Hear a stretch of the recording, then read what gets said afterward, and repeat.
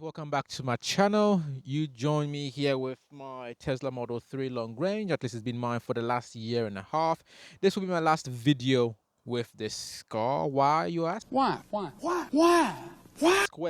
it was a company car. I got it through my company, and I've left said company, so they're taking your car back. I mean, ideally, I would want them to give me the car, but what are they going to? So yeah, this is going to be my last video with this car. So I thought I'll just wrap it up, my experience with this car, in a short, simple video, a nice format. I'll give you some things I'm not gonna miss, and I'll give you some things that I am gonna miss about this car. So let's start with the list of things I am not going to miss. Well, one on the top of my list is going to be the rattles and creaking and the squeaking in the interior.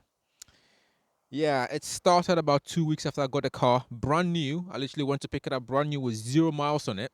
2 weeks after I got it, the rattle started. I took it back to Tesla. They fixed it. And then 2 days after they'd fixed it, more developed in the rear of the car. And then some more in the front. Yeah. I just couldn't be bothered to go back because they had a car for too long. I needed a car, so I just left it. I'll just turn up the music. And that's what I did. I just turned up the music, ignore it. But then the music itself started to rattle the doors because there was too much bass. That's neither here nor there. So I'm not going to miss the rattling that this car has. I'm not going to miss the fact that it has no cooled seats. The vegan leather in this is brilliant. Very nice, supple, soft, amazing. In summer, not so much. This is a greenhouse. There's glass everywhere. And in the summer, it gets ridiculously hot. Like it will burn you kind of hot. So I don't appreciate that. I really do wish it had cool seats. Missed opportunity there, Mr. Elon Musk. What else am I not gonna miss? What the build quality?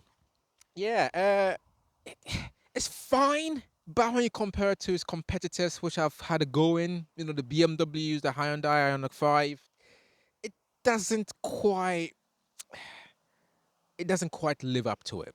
Right, it's not enough to not recommend the car per se, but it's not brilliant either. The last two things is that the sound isolation isn't the best, and it became quite. I always thought that I closed the door and it doesn't sound. It still sounds like I can hear what's going on outside the car. It became very apparent to me when I had a go in the Hyundai Ioniq 5. The moment I shut the door, yeah, it was like it was like 2 steps above the Tesla. In terms of sound isolation, in terms of the feel of the quality that you get, it feels like a German car, like an executive German car. And a Tesla, well, it doesn't feel like an executive German car, to be honest. It feels no different to like a Ford Focus. In fact, I would suggest that probably has better sound isolation than this does. But that's neither here nor there. Yeah, I don't appreciate that, to be honest. And when I have my music on and I'm enjoying the good bass from a good tune, well, everyone else is hearing that music with me, and I don't think they appreciate the music as much as I do. And the last thing I don't appreciate, and I'm not going to miss, and until recently we didn't really have a choice in the matter, is that it's not a hatchback. It's a saloon. It looks like it should be a hatchback, but it's not. And it's fine because it's got plenty of room in the boots, don't get me wrong, and plenty of space in the front as well. But the issue is the opening isn't the greatest, so you kind of struggle to get things in sometimes. It's like the space is there, it's just getting the things in the space. You see, that's the problem. So I'm not gonna miss the fact that it wasn't a hatchback. But now we have the Model Y. They cost about the same, so if you're in the market, you could just get a Model Y. But when I got this in 2021 March, the Model Y wasn't in the UK just yet, so that's what we had. So yeah, that's the list. That's basically what I'm not gonna miss about it. Yeah, as you can tell, I'm being quite nitpicky because overall this car has been absolutely fantastic. Would I keep the car? Well, hell yeah, of course I would keep the car. If I had a choice, I would keep the car. If I had the means, I would buy the car. Well, there's having the means, and then there's other priorities you have in life. Sure, right? And I have prioritized other things in life than this, so I'll leave this for now. Yeah, maybe down the line I might get another one. But until then, I loved this car. Yeah, I still love it really. And my time with it was absolutely fantastic. So now I'm going to tell you the things I am going to miss about this car. And one thing at the top of my list is the performance. performance. This car is just ridiculous. It's 0 to 60 in 4 seconds, 0 to 30 in less than 2 seconds. Very close. No! That is just unbelievable performance. Like you just, it's addictive performance. I'll tell you what, it is absolutely fantastic. You would not believe how well this car handles. 4-wheel drive, brilliant tires. The battery is low down, so the center of gravity is exactly where it needs to be. Low down. It handles beautifully. The way this thing goes around corners, you would not believe. And the steering rack is so quick in this car. It feels so agile. And the size is just perfect. The way you can get through traffic, the way you get around town is brilliant. And the other thing that leads me on to the next thing that I'm going to miss about this car is that if I was going to sum it up, this car in one word, that word would be easy. Easy. Living with this car, easy. Driving this car, easy. Maintaining this car, easy. Getting in and out of this car, easy. It's easy. You just get in and you just go. There's no key. You pair it to the Bluetooth. You just walk up to the car, unlocks. What? You don't even have to lock the car when you leave the car. You just walk away and it locks. It's brilliant. And if I was going to sum it up in 2 words, those 2 words would be effortless performance.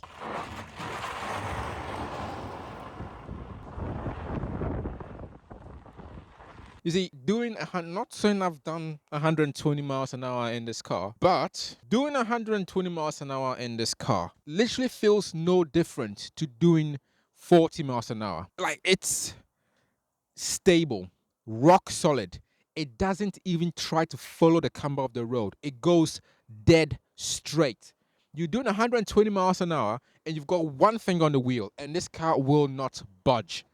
It is ridiculous how effective this car is at going quickly. It's brilliant. The next thing I'm going to miss about this car is the comfort. The ride in this is beautiful. It is so smooth. So smooth. Driving it is so easy. Just a one pedal driving. You get used to it. I rarely use the brakes. The only times I tend to use the brakes is when I'm pushing on a little bit, having a bit of fun on the country roads. Overall, I find this car to be very comfortable, good looking. It's not got that much space in the back. It's quite elusive. The space in the back is actually quite lacking, to be honest. Legroom, not that great. But besides that, great packaging. It's just brilliant.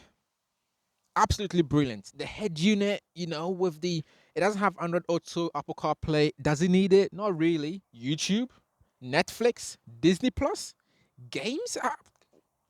What is everyone else doing? I'm so confused here. If you're going to be spending half an hour charging the car, why not? Autopilot system, I did not get the full. I got the base stuff that comes with it.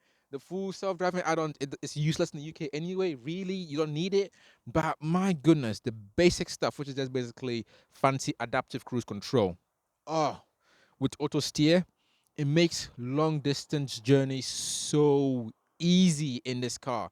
So easy. And I've done quite a few long distance journeys in this. And oh my goodness, I arrived at the destination just fine, just relaxed. Yeah, it's like I've not been driving for 3 hours. It's just fine. It's so easy to do it in this car. So easy. It just does most of the work.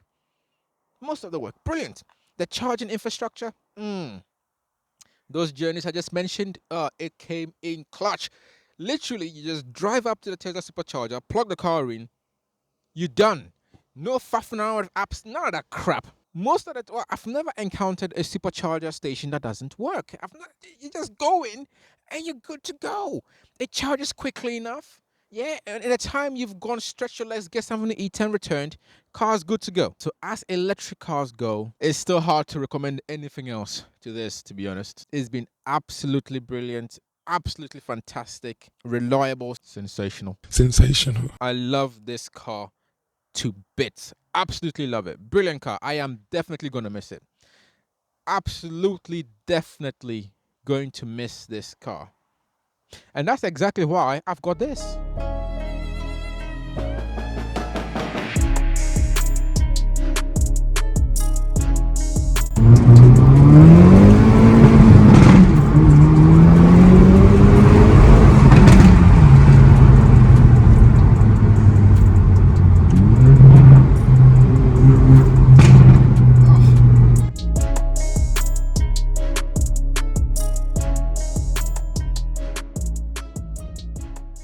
Yeah, that yeah.